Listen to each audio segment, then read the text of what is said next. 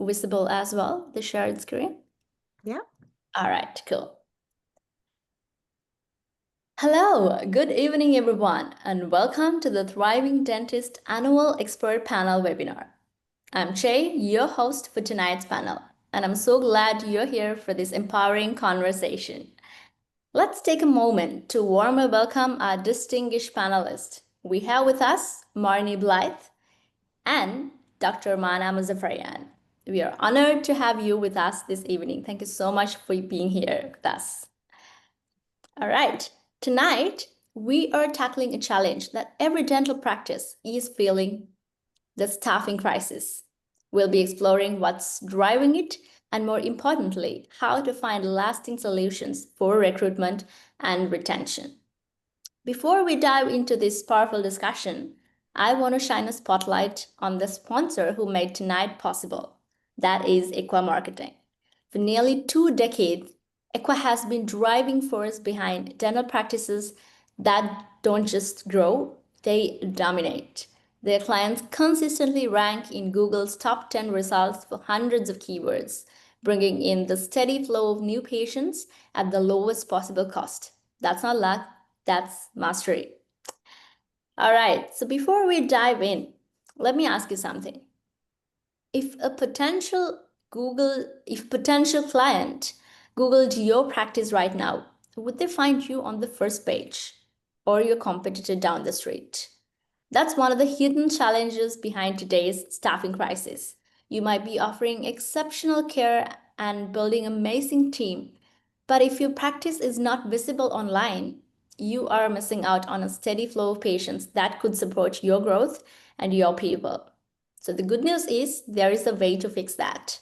With the right digital strategy, combining strong local SEO, targeted ads, and engaging content, you can attract not only new patients, but also the right team members who want to work for a thriving, trusted practice. And here's something you'll want to stay for. At the end of tonight's session, we have a special opportunity designed to help you strengthen your online presence and take your practice visibility to the next level. So stay tuned until the very end of the session. All right, let's meet the incredible panelists who will be sharing their wisdom with us tonight. We're delighted to welcome Marnie Blythe.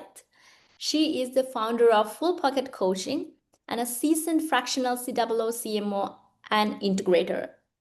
Marnie partnered with healthcare and dental practice owners to bring clarity, alignment, and operational excellence to their business.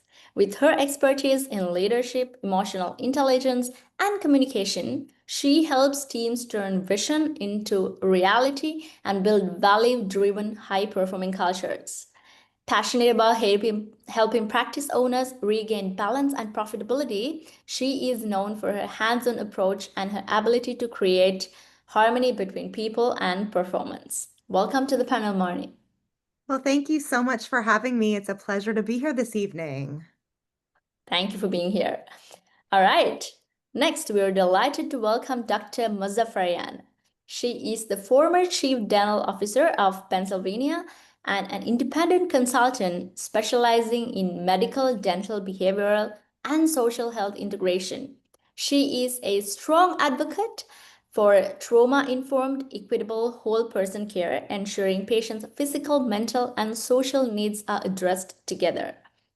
With background that spans clinical practice, academia, and leadership, she brings a data-driven yet deeply human approach to improving healthcare outcomes and fostering diversity, psychological safety, and inclusion within teams. Welcome to the panel, Dr. Muzaffarian. Thank you for having me. Thank you for being here. All right, so tonight we will be exploring the dental staffing crisis, what's driving it, how to attract and retain top talents, and the role of culture, leadership, and innovation in building stronger teams. We will also look at practical and long-term staffing solutions to help practices stay resilient and thrive. And remember, this is not just us talking to you. We need you also in the conversation. So if you have any questions, send in the chat. I will try my best to get that question answered in our live discussion. All right. Having said that all, let's get started. All right, my first question is for you, Marnie. From your perspective, what are the biggest root causes behind the current staffing shortage in dentistry? It's a great question. So the first part of this is really, of course, it was very much accelerated during COVID-19 when, we had so many people exiting the workforce, right? Just because of childcare needs or because there was a lot of people who just felt like they didn't want to be in the environment anymore. However, it's more than that, right? COVID accelerated it, but the deeper cause, in my opinion, is chronic leadership and communication breakdowns in many practices. We have many dental team members that feel that they hit a ceiling, they want to be developed, they don't want to just be managed. So there's other things like toxic or unclear culture where values aren't lived out, communication is inconsistent, people disengage. And then, of course, wages haven't risen without parallel increases in leadership structure or culture. So pay alone can't necessarily fix it. So I think that those are a few of the reasons that we're looking at the root causes of these staffing shortages in the dental industry at this point. All right. Um, Thank you for that, Dr. Marnie. Dr. Aram, I'd like to hear from you as well. From your experience across healthcare systems, we are seeing in similar trends in medicine and behavioral health too. So, what can dentistry learn from that? I don't know if we can learn a lot from them because they're also struggling as well. But to Marnie's earlier point, I agree with everything that she was saying. I think one of the biggest things that all of healthcare at this point really needs to start acknowledging is one, all the new challenges post-pandemic, but also that there are generational differences as the younger workforce comes into this space, they tend to be more aware about their psychological well-being and their work-life balance and different factors than what the healthcare system has been used to. I guess fair question about what we can learn from them is that healthcare systems outside of dentistry tend to deal with much larger teams and groups. And so if they're coming up with different policies and protocols that they can, make different adjustments that might be, needed for each given day, that those are some of the things.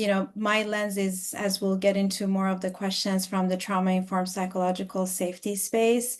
Like I said, behavioral health is doing a much better job at this, but the physical health, including, medical health, is trying to learn these concepts, and dentistry tends to be lagging behind a little bit. I'll add one last thing, which is what Marnie was saying. There was actually a survey that was done by the Health Policy Institute from American Dental Association. It was quote unquote post-pandemic. I mean, post-pandemic hasn't really gone away. We still are post-pandemic. But it was basically the top 5 reasons. There was a little bit of, asking for higher monetary compensation, but it was mostly about needing a work environment that was more sustainable for, their personal well-being, which is reasonable. All right, all right. Thank you so much for both of you. I think it really sets the stage for a broad picture that we are going to talk about. All right, my second question goes to you, Dr. M. Building on that, how have demographic and economic shifts like generational workforce changes or inflation, something we talked about, further shaped this staffing crisis in recent years?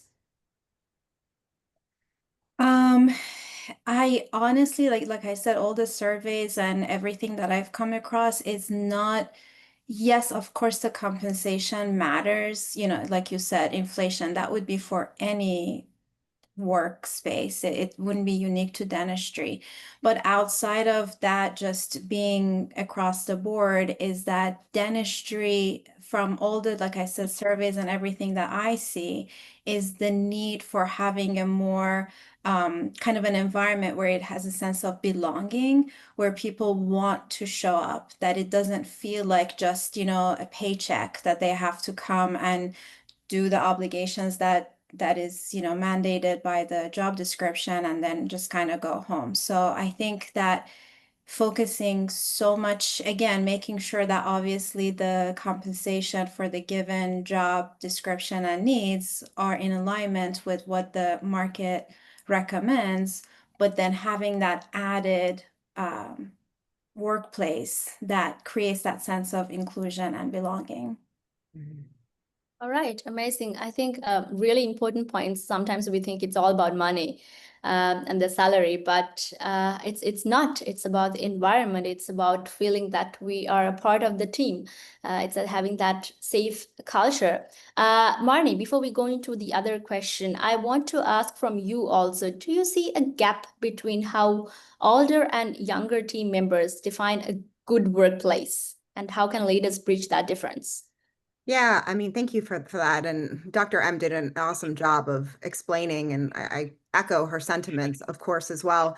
But yeah, I think we're really seeing a much heavier emphasis on culture and from the younger generation and what they're really requiring in terms of work-life balance and understanding that we have to create a career ladder. We have to show them how they can move up in their position. We have to show them, I love the core value of mastery in terms of helping elevate and helping people to say, okay, what's going to be next for me and how am I going to elevate myself? And I think that our younger generation, more so than ever before, is really requiring that. I think older generation, it was kind of like, in particularly in dentistry, it's like the dentist felt like, oh, you're lucky to come and work for me. You're lucky to have a job, right? And so that's kind of the mindset of, some older generation is just like, oh, I'm just lucky to have a job. I'm going to do whatever I need to do. I don't want to lose this job. Whereas I think the younger generation has a different perspective that they want more and they need more and they require more leadership, more clarity, more consistency, more accountability, or they're going to leave. It's really, it's a market where there's such a need right now, and there's a shortage. All right. Thank you so much, Mani. I think I'm going to repeat again. It's not about more money. It's about more consistency, Yep. more accountability, more safety in the culture. All right. Marnie, my next question to you is, given everything that's changing around us, do you think this staffing crisis is something temporary, or are we looking at a long-term systematic challenge in dentistry? I think that's a great question. And I think it's systemic, but it's solvable, right? So if leaders can change how they lead, that's going to be the game changer here, right? So this isn't a blip, right? So the labor market may stabilize, but dentistry is undergoing what I call a generational shift. So these younger team members, as we've been talking about, really expect different things. Like we've been saying, psychological safety, flexibility, mentorship, and so, in my opinion, practices that modernize leadership and culture are going to thrive. And those that cling to sort of this old school command and control model are going to struggle long term. So, again, we can solve this, but we have to be open to growth and we have to be open to shifting our mindset. And the more that we can do this, I think we're really going to see this shift start to happen. All right, amazing. I can see Dr. M is nodding. Would you like to add something as well? Sure. I mean, definitely echoing everything Marnie just said. In preparation for this podcast, I actually wrote down somewhere in my notes the shifting of the mindset because I still see in a lot of the dental groups where I hear the frustration. I don't want to, knock the dentist or the leaderships that are frustrated with what's going on. But I think their mindset is holding them back, which is they're still holding on to the concept of, oh, these younger generation of the staff are just, so entitled, or they come into the space with having a list of needs. And sometimes they even post the list of the needs of the staff that, was looking into being hired. And they're all very reasonable requests, you know. It's just that my generation and older, of again, whether it's an actual dentist that's in charge or any of the leadership that are doing the hiring process, that we had we had a different understanding of how we even had our own identity. We identified our existence through our job and how hard we worked, you know, and how much we gave, you know, and all of these different things. But it's also the way we grew up, there wasn't as much uh, pressure and being pulled in so many different directions as some of the younger generation, with all the different things that they have to juggle, and obviously all the different shifts that we have to acknowledge that, you know, social media and the internet and everything has caused in the way that people even relate with each other or communicate with each other. So to Marnie's point, I absolutely agree. The sooner we acknowledge that these are global shifts that are happening, it's just that dentistry, I think, because it is a little bit more of a top-down, for better for worse, it's a little bit more of an authoritative type of a environment, that we are struggling a little bit more because we're still kind of wanting to hold on to what we know, versus, you know, once you accept and change your mindset, then it's a little bit easier to say, okay, now what do I need to look for to then make these necessary changes, and then it just becomes easier for everyone involved. All right, that's amazing. I think that's a great reminder. It will be a temporary challenge or an issue if you are ready to accept if you are ready to do that, have that mindset shift, right? So that will be temporary. But if you are not ready to accept what's going around you, that will be a long-term systemic challenge. All right, that's amazing. Thank you for both of you. Right, Dr. M. As practices try to adapt, what are some of the most effective ways that they can stand out and attract top talent in such a competitive hiring market? This might be a good point for me to explain a little bit, you know, what trauma-informed and psychological safety even is. I'll do a brief explanation of it because it's anyone that tries to look it up, they'll find out that it's, you know, a very massive topic. It's not even just a 1 hour, you know, seminars training that they can do and be done with it. But basically, it's talking to the fundamental need of all of us, independent of where we're existing. So it's the autonomous nervous system that, you know, depending on where our training and background is in, that everybody has heard at minimum about the fight or flight response, you know, in being in situations where whether it's argument or some kind of a conflict, or it could be obviously a lot of different settings, but that feeling when you can feel your heart rate go up and you're just struggling to be finding words to be heard, to be understood, and to hear the other person, and just trying to figure out how to solve whatever the situation is. So trauma informed is really that fundamental science of the neurobiology, like what the thought does to the actual neurobiology and the physiological response in the body. Like I said, the heart rate going up and all of that, which are very useful also for patient care.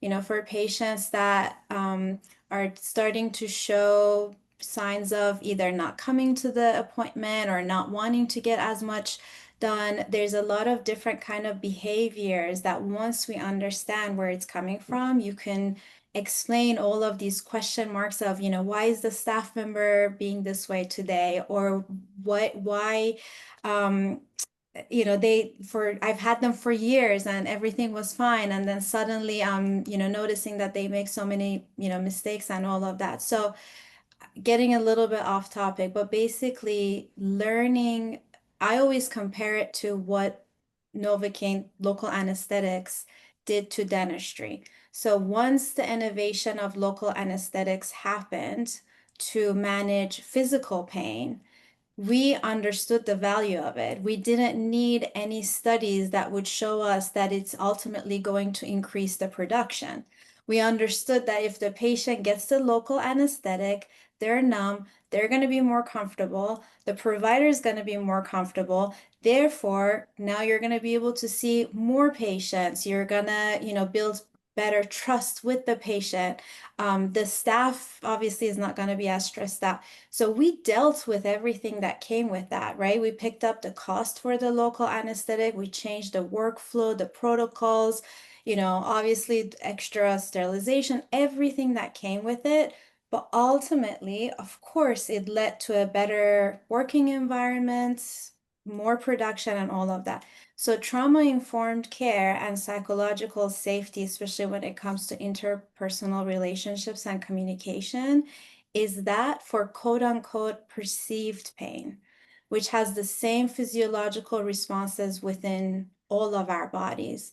So once we learn and we communicate, I'm not going to get into the details, but things like motivational interviewing, active listening, conflict resolution, de-escalating. Once we learn all of that, it's not just great for recruitment and retention, especially if we put some of these things in the job description that, we're marketing to answer your question, of who we're hiring, but it also will be less stressful on the entire team. All right. That's like reading a book. That's amazing. Thank you so much for sharing all of that. Um, I'd like to hear from you as well, Marnie, regarding the same thing. So you help owners translate those big ideas into daily actions. What's one small shift you have seen make a big difference when it comes to attracting high quality candidates? Well, that's a great question. So as goes the leadership team, goes the rest of your practice or your organization. So when I work with teams, one of the first things that we do is we reset the foundation, which means what are your core values? What's your mission? And I kind of call that like the bottom of the house, right? That's the foundation of the house. Then we look at creating an accountability chart, which is different than an organizational chart. An accountability chart says, I'm Marnie, I'm a fractional chief operating officer, and these are the 5 things I'm responsible for. So I always love to say clear is kind, unclear is unkind. I love Brene Brown. And so when we look at living those core values and we shift them not just from something that lives on the wall, but we make them into behavioral core values, right? So it's helping those team members to live those core values every single day. And so when we have that kind of clarity, that is a retention tool in and of itself because people understand where the boundaries are, where their lanes are, and when you're clear, it is the kindest thing that you can do for people. So that's kind of the basis of when I work with all these practices. I've worked with practices who've been around for 25 years. And when you say, well, what are your core values? They're like, well, and then you interview different people in the practice, but it's something that lives in everybody's head, maybe, but there's not clarity between that. So if you don't know where you're going, how are you going to get there, right? Like if you don't have that clear roadmap. So if you're somebody listening today, I would say get together with your leadership team, figure out what you stand for and sometimes what you stand against, because that's what's going to attract the right talent, retain the right talent. It becomes that litmus test for attracting the right patients and excluding the ones that you don't necessarily want to work with. So, and then having a clear set of measurables or key performance indicators, like 5 to 7 numbers that you track on a weekly basis, a monthly basis. And then finally having your key priorities, like what does it look like 10 years, 3 years, 1 year, and then in 90-day increments, and then actually having that accountability to hold everyone accountable to achieving those things. And again, that's where the clarity lies. And that's how you start to get traction. That's how you build trust, how you create psychological safety with open and transparent communication.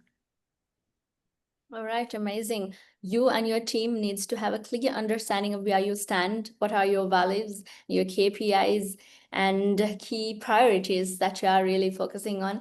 Then Yes. you can identify, okay, this is a person who can stand with us, who can align with our values, and who can align with our key priorities.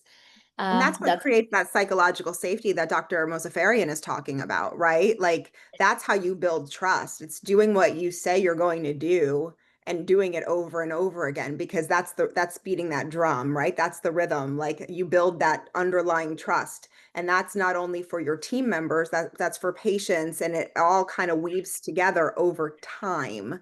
But when you say one thing and your actions don't match your words, that's where the disconnect happens, and that's where trust falls down. And retention is your greatest staffing tool, because word gets around. The industry is very small. I mean, it doesn't take long for people talk, right? So retention is really your greatest culture building tool, and it's your greatest staffing tool, to find really great talent. All right, amazing. Marnie, from your experience, how can dental practices use culture, something we've been speaking since the beginning, culture, career development, and technology to make recruitment more effective and appealing? It's a great question. So, my background is originally in corporate marketing. So I kind of grew up in New York and New Jersey, and I worked in with Fortune 500 and 100 companies for a long time. So marketing is kind of where I grew up until I moved into more operations. And so I look at things from a different lens. And the lens that I like to look at them from is that when we're looking to bring staff in, you have to look at this as a marketing endeavor, and showcasing your culture almost as if you were creating an ad campaign is a really, really great way. It's not just putting out a job description on Indeed and being done with it, right? So in today's world, having an actual section like on your website that talks about your culture, that talks about your core values, your mission, having pictures that show this in action, having a video that shows it in action, and then really kind of bringing that to life for a candidate is a huge differentiator in the marketplace. So if you were to take all these dental practices and, look at them across the board, the one that can showcase themselves with these unique differentiators is going to be a really great opportunity for people to want to engage with that. Interestingly, the other thing I'll share with you is that I was doing an interview last week for a practice that I'm a fractional COO for. And when I started to talk to her about the culture building things that we do at that practice, for example, we have a quarterly state of the company where we share where we've been, where we are, and where we're going with open and transparent communication. We bring in lunch for the team, and we do a culture building activity. She was like, "Oh my gosh, that's amazing." And then I said, another core value of this practice is mastery. And how we bring that to life is we bring in other coaches and consultants to elevate you in that role. So if you're at the front desk and you're a treatment coordinator and you have a treatment acceptance rate of 65%, we're going to bring in a coach specifically who's so good in this particular area to help elevate you from where you are to where you want to go. She was like, "This is amazing." And so, again, bringing core values to life when you're talking to candidates about how your practice helps people evolve, and then doing the marketing behind it also is a huge differentiator. All right. Um, it's not only important to have a great culture inside your team, but also to showcase that to the other people that you are having a great culture. Dr. M, I would like to hear from you as well. How would you use this culture, career development, or technology in recruitment to do recruitment more effectively?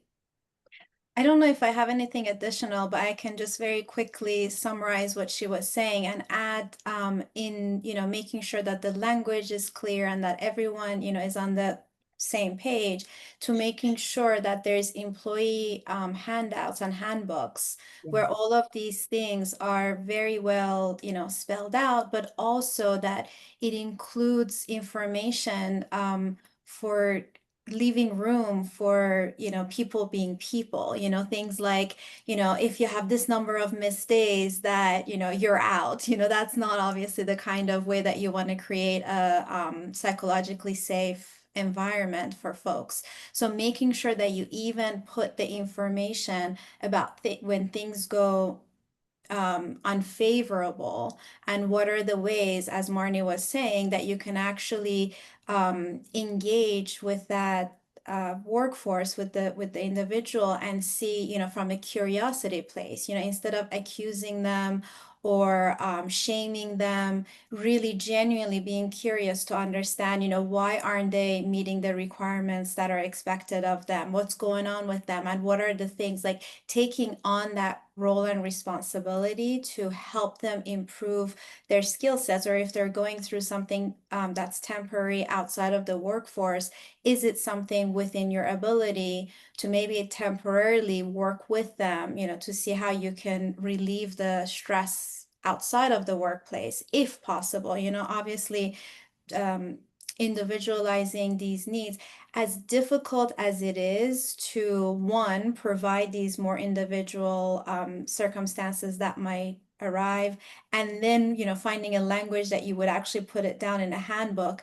It's always easier than having a high turnover of staff, especially because as situations arise and you work through it and you find a language that you can now add it to this, living handbook, then, it just becomes easier and easier to work through it.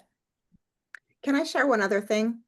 Yes, Marnie, go ahead. So I love Dr. Mosafarian, how you put all of that. It's so on board. Like, I just love it. The one other thing I'll share is when you look at statistics of how retention works, one of the most critical time periods is when you onboard a new team member. And that is very telling of their onboarding, of whether they're going to stay or not stay. And so with the employee manual, we also want to have a very clear onboarding plan for them. And the thing that I love about doing process documentation and about onboarding is that then it creates a systematic and duplicatable way using technology. So one of the tools that I love to use is Loom videos. So that's a really great way to, like, any technology that they need to learn how to use, you can do those Loom videos. And then if you create like an Excel or not Excel, but on a Google spreadsheet, and you can create workflows within it of the onboarding, and that technology works really, really well. And then again, it becomes duplicatable, it's systematic, and then you can have like the foundation. So these are our core values. This is, what our mission is. This is our accountability chart. And then you get into more role specific stuff. But the way that you onboard somebody is so important and impactful as a retention and strategy. It's very, very important also. All right, thank you for reminding that, Marnie. I think we're getting to that whole retention part later, but thank you for reminding that. I want to mention what you both said. I just want to summarize. You need to have that safe psychological culture, and also you need to develop your team members, and and also you need to showcase that to the outer people. Then only the people who would like to have that culture, who would like to work in this sort of culture, will attract you and will retain. That reminds me of something that ties perfectly into what you just said, because while building great internal system is key, visibility, reputation plays a huge part in attracting both patient and great team members. So this is a perfect moment to share something, especially that ties directly to what you shared. Let me share my screen for a moment. Hope you can see the screen. This comes from Naren Aruraja, the founder and the CEO of Equa Marketing, who is our main sponsor for tonight's session. Naren's mission is to help dental professionals like you grow a practice that attracts the right patient and the right people and keep them, right? As a thank you for joining with us tonight, Equa is offering you a complimentary one-on-one marketing strategy meeting with one of their senior experts. So this is a completely free gift. And this is not a generic consultation before you meeting that expert. They'll spend hours researching your practice, your online presence, your competition, local SEO, and even your brand perception. So when you meet, you'll walk away with a personalized strategies to strengthen your visibility, attract high quality team members, and build the kind of practice culture that sustains growth. So you'll see a QR code on the screen right now. That is a gift, guys, right? Take a moment to scan it and book your session. We've also dropped the link in the chat for your convenience. So don't miss this opportunity to turn the insights from tonight's session into a real measurable action for your practice. All right, that's a small gift from Equa Marketing. Let's get back to the conversation. Right. Dr. Muzaffarian, this is for you. We were talking about technology, right? We were talking about how we can showcase our culture, our values to other people to attract top talents and attract the people who will align with, who will stand on the same page as ours. But not every practice has the access to large market or resources, right? So many clinics in rural or underserved areas face unique staffing hurdles. What strategies you have seen work well in those environments? The one main key, especially in the state of Pennsylvania, being as large as it is, there are a lot of areas where, there would be more unique challenges like that. So one of the grants that they had was to actually go into the high schools, especially as they're getting closer to the graduating and finishing. And so there's two different approaches that can happen with that, going to the local high schools to do presentations and to explain the different job opportunities that there can be for the students that might be interested. One is just to educate them and to let them know that, these are some of the options. But the other one, if within your clinic, you're able to come up with a system pending on your state and the regulatory concerns, but if you can come up with a streamlined system where you can hire them out of high school while they simultaneously can attend classes. So, and you can put that in the contract that, in exchange of, while you're working, we will pay and we will support your schedule to attend these classes to get your certification and your license. We require you to stay with us, for an additional year. You can always put that in the contract, although if you create that culture and that environment of a sense of belonging and psychological safety, they're probably gonna be, with you for a really long time, especially if you're the one that's helping them through the process. Because for some areas, especially pending on the social health, which is one of the things that I talk about, and all the different barriers that an individual student might be experiencing, it might feel overwhelming to tackle the industry and all the different exams or the different forms that they have to fill out, especially if they don't have a family member that has anything to do with the healthcare system. So the one that I know of, as I mentioned, is going into the local high schools, either just letting them know of these different types of dental positions that there are. And if you are able to offer this additional streamlined way of helping them with the process, then that is going to make you stand out and help with that. Amazing. I think that's a great tip for anyone who's listening to this. You can reach out to local high school and high schools and educate those people about the opportunities around them. Maybe they don't have access to technology or whatever it is to get to know about these opportunities. So you can go to them and educate them about it. And also, this is a great thing, I think, giving them a chance or an opportunity to work while pursuing their higher studies. I think most importantly, you're reminded to do all of that. Before doing all of that, you need to make sure that your culture is uh, a, a, a culture with a psychological safety and having that sense of belongingness. Then they will not feel difference once they start doing that. That's a great one. Marnie, since we were talking about that, I would like to hear from you as well. You work with independent practices in smaller communities, right?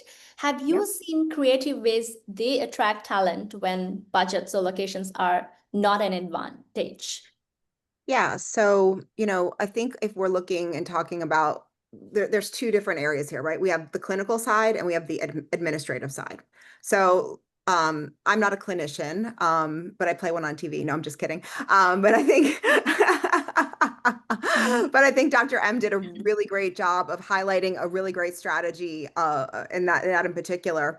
But what I'll talk about for a moment, which I think is an important part of the conversation, is from the admin side. And that's the idea of investing in outside services and outside vendors and talents when you're in a rural community where they can be really cost efficient. So hiring a fractional executive like myself or other fractional executives where you're getting the power of a C-suite executive, but for a fraction of the cost. Because if you're a smaller practice, you don't need somebody like me full time, right? So there are fractionals out there that are fractional CFOs, fractional COOs, CMOs, integrators.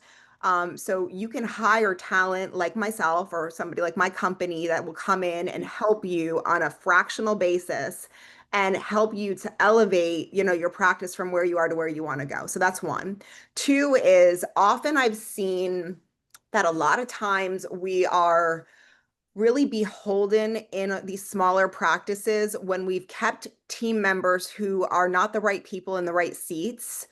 And we feel like we have to keep them. Like, for example, there was a practice that I worked with, and they had an in-house financial coordinator, treatment coordinator, who was she was a horrible, horrible part of the team.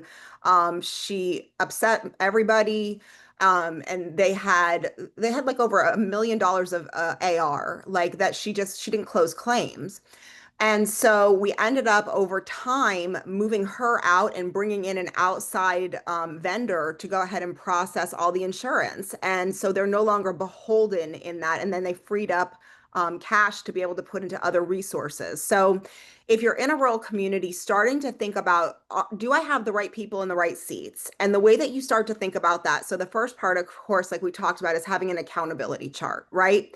And really clearly laying those things out, seeing where the holes are. And on the admin side, starting to think through, well, what are outside resources that I could bring in to help kind of fill these gaps, right? And then when it comes to the clinical side, again, we kind of go back to this idea of the differentiator being culture, mission, and growth, because you're not going to outcompete urban practices on pay, or convenience. So it's really about creating this compelling message of why work here, this sort of a narrative that has a lot of impact.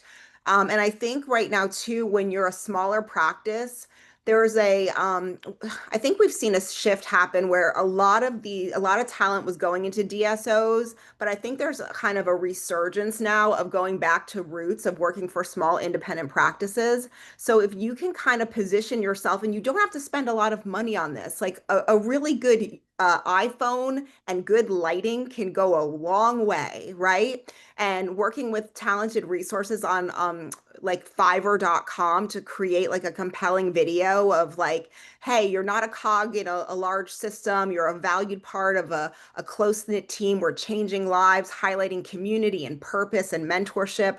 I think that can really go a long way. So those are just a couple of things that I would suggest, like to kind of help reposition yourself if you're a smaller practice in a rural area. All right.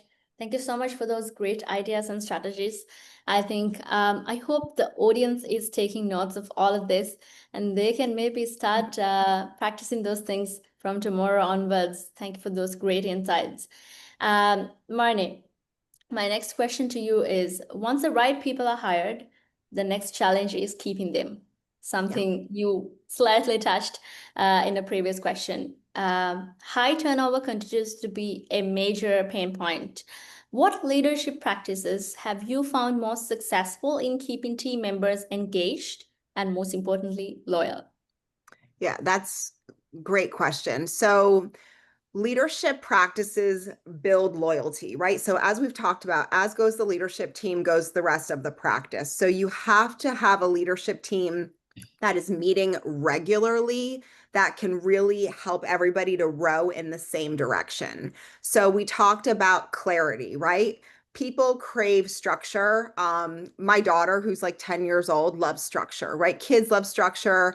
animals, like my dogs, they love structure. People love structure, right? So clearly defined roles, accountability, and expectations, right? So don't tell me one thing and then turn around and then expect something different. That is a surefire way to not create psychological safety, as I'm sure Dr. M will talk about, right? So we have to be really clear in what we expect from people and kind of maintain that. I think that's really important. Connection. Connection is why we are here. Okay. And I love talking about Brene Brown. I've mentioned her before with one of my favorite quotes from her. She's one of my favorite folks. If you're out there listening and you don't know who she is, I highly suggest go to on Netflix, watch one of her talks on Netflix. She's amazing.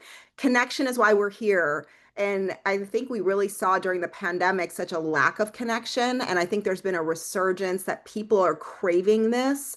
And so, how we create connection, one of my favorite tools is what I call a quarterly conversation. This is not a review, but it's a check in, right? So, and again, it's where we've been, where we are, and where we're going. We can set our personal priorities and our professional priorities. And then each quarter we check in, right? So, the practice manager can do this. So, we take the weight off of that dentist. I think that's a really, really important thing to do.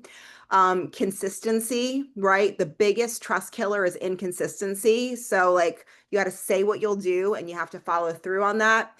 And then development is a huge piece of this too, as I talked about with mastery, right? Investing in growth, not just in output.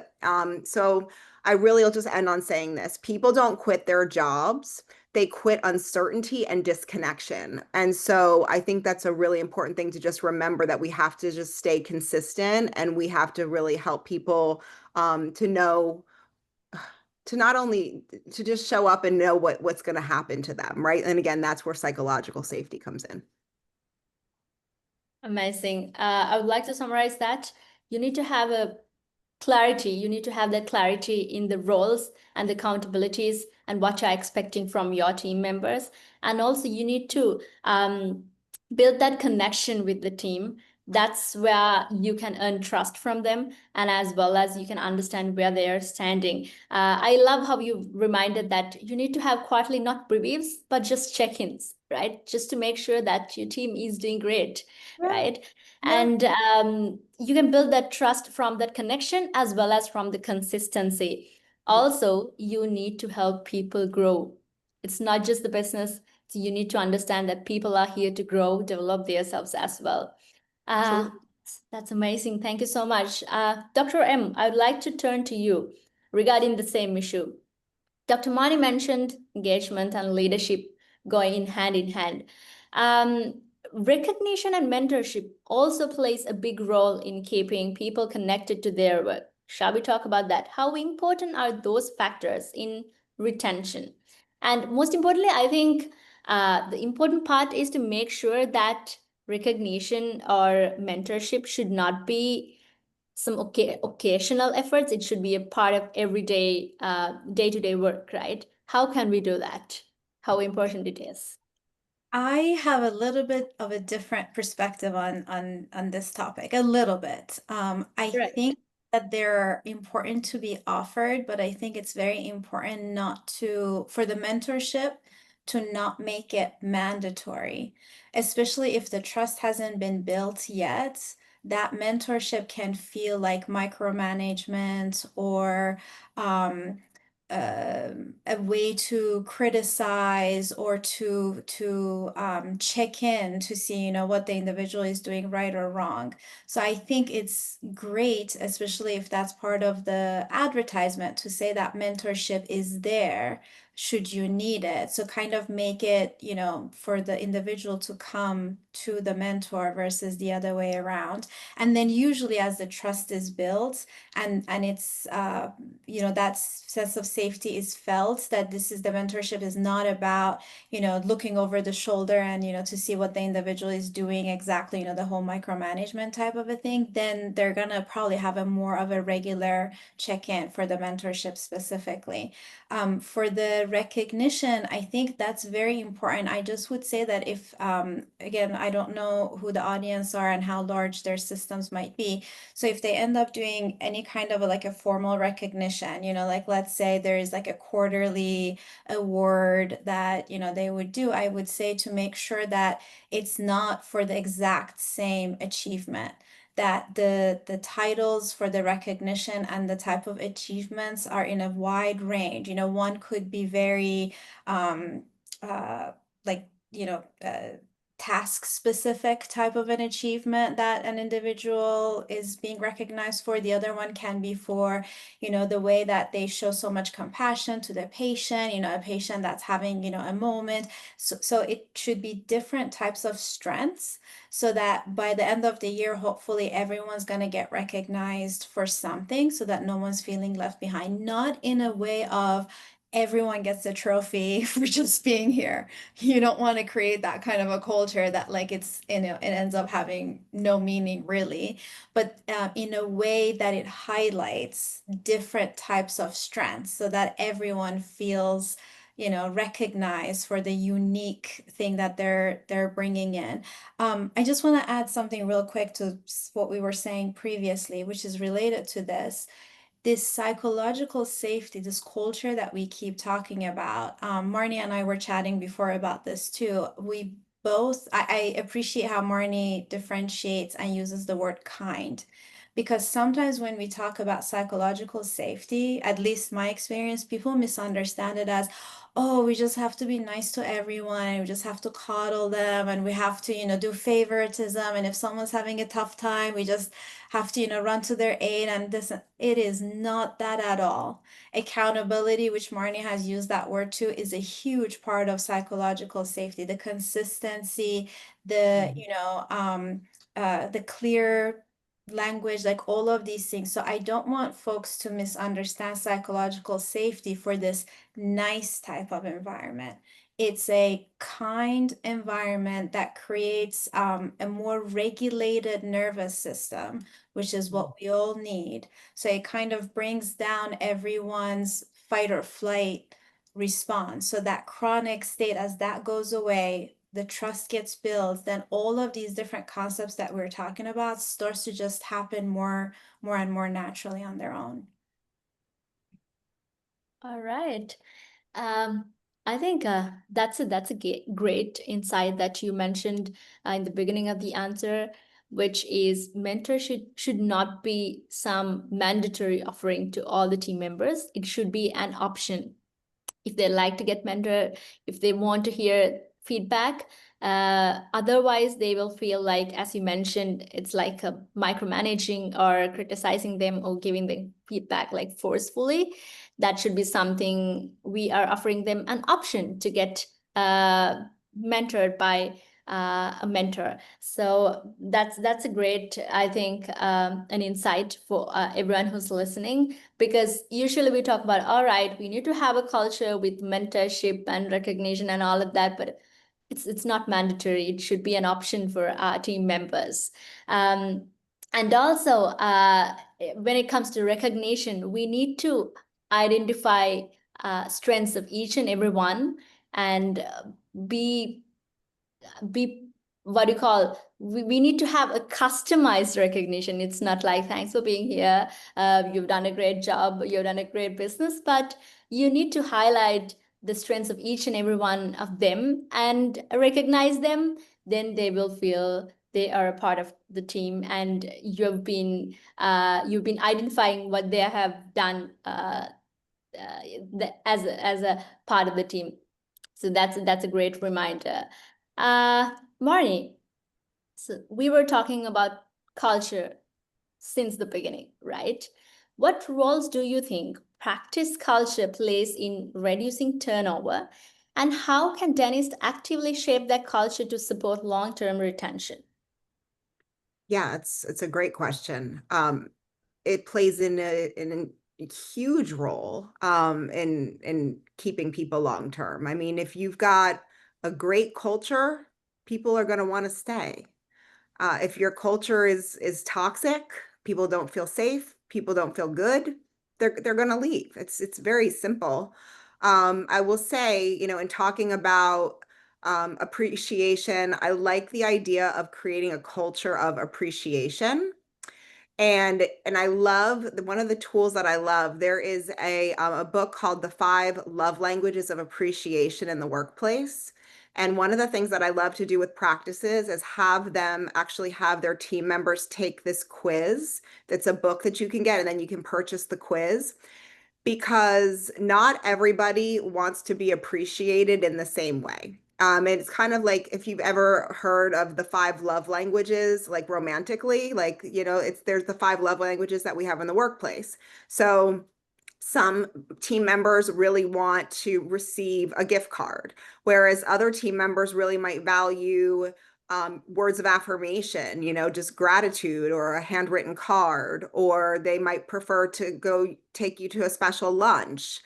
And so when we intentionally create a culture of appreciation, and we do it not as an afterthought. So one of the things that I love to also do is when we have our weekly leadership meetings is we build appreciation into that specific agenda, and we recognize one person for something they've done. And to Dr. Mozafarian's point, it's somebody different every week, right? And it's for something totally different. But then we recognize them in the way that they'd want to be recognized and appreciated.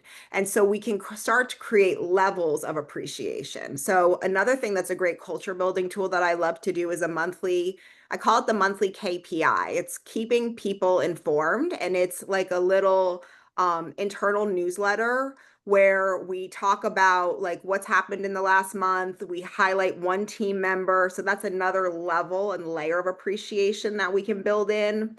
And then it's just like you can create these layers, right? Like, so it's almost, we talk about layers of redundancy and safety in clinical, or layers of redundancy in the patient journey, like on the admin side. And I like having layers of redundancy of appreciation. So we're infusing that into this culture.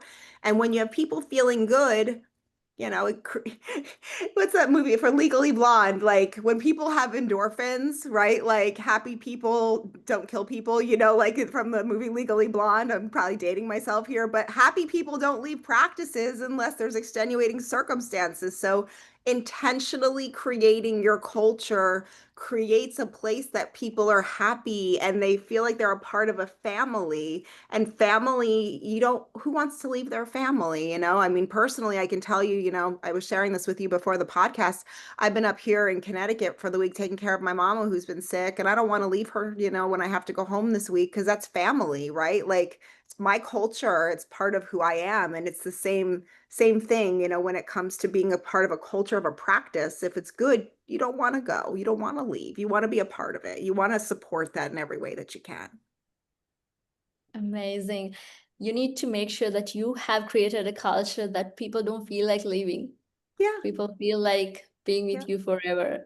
And it Amazing. doesn't happen by accident, right? It's not like, oh, like you have to be intentional and you have to make time to work on the practice, not just in the practice. So it's kind of like almost making an appointment with a personal trainer or a therapist or a doctor. Like you have to set that time up and you have to guard that time and value that time so that you can create the intentionality behind developing that culture. Because if you don't honor that time and you don't do it with intentionality, it doesn't happen. Right, that's true. I think if you have been taking notes from the beginning, you must have like written a list of things that you can start practicing to effortfully create that culture, right? So that's why we are doing these kind of sessions and panel discussions with such experts. Dr. Muzafarian, finally, as we wrap up, looking towards the future, what long-term workforce development strategies do you think will help practices create sustainable, resilient staffing system? I think this is a great question, especially after what Marnie was just talking about. And the key word is obviously sustainable, right? I mean, that's what we would all prefer. And like Marnie was saying, you basically want to create an environment where people don't want to leave. Like if you think of it from that standpoint, instead of, why is there a high turnover, all of that, instead saying, I want to create an environment where it's a difficult decision for them to want to leave, that they're sad to leave their quote unquote family, because there's that sense of belonging. So with that, I would just go back again to that mindset, because even though it's a trend that's happening, that a lot of folks are having issues with workforce shortages, there are environments that are doing it right, that are still able to retain staff, and that maybe are even taking away the staff from some of the other places where people are not happy.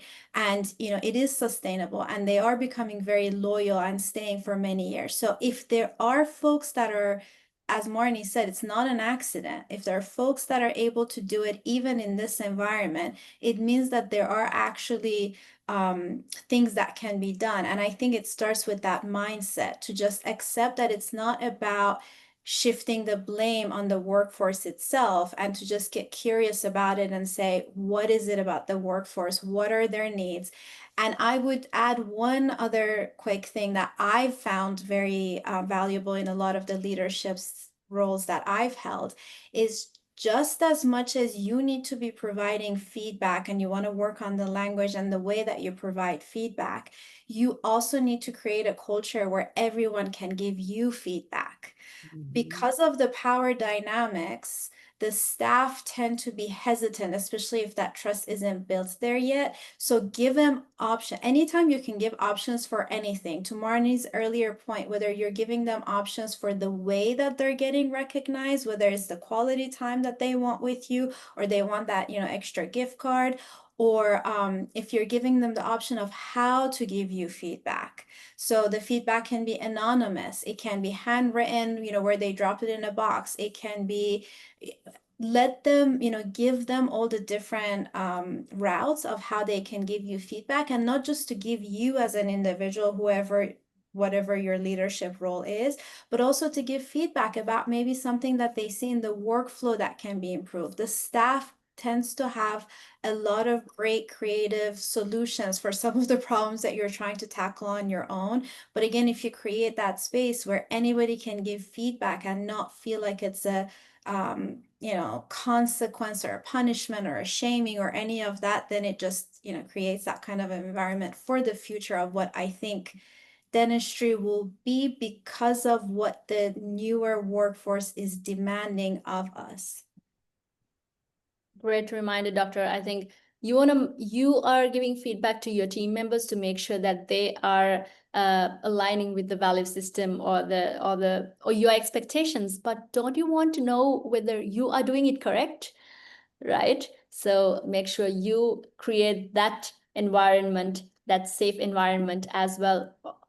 All right, what an inspiring evening this has been. I just looked at the time and I didn't feel like time flied. All right, amazing. Thank you so much, Marnie Blythe and Dr. Mana Musafarian. Thank you so much for your time, your expertise, sharing your experience, and giving such wonderful insights to our audience. Before we wrap up, I just want to give a quick reminder about this complimentary gift offering from our main sponsor, Equa Marketing. It's a great way to turn today's inspiration into real practical actions for your practices. Because nights like this remind us that dentistry is not just about teeth, it's about people, it's about culture, growth, and balance, and building a lasting legacy of care. All right. Thank you so much once again to our panelists, and thank you to our amazing audience. You are the reason we do this. Your willingness to show up and engage is what strengthens this community. So thank you for being here. Thank you for thriving with us. See you at the next Thriving Dentist Expert panel. Thank you so much. Thank you. Thank you.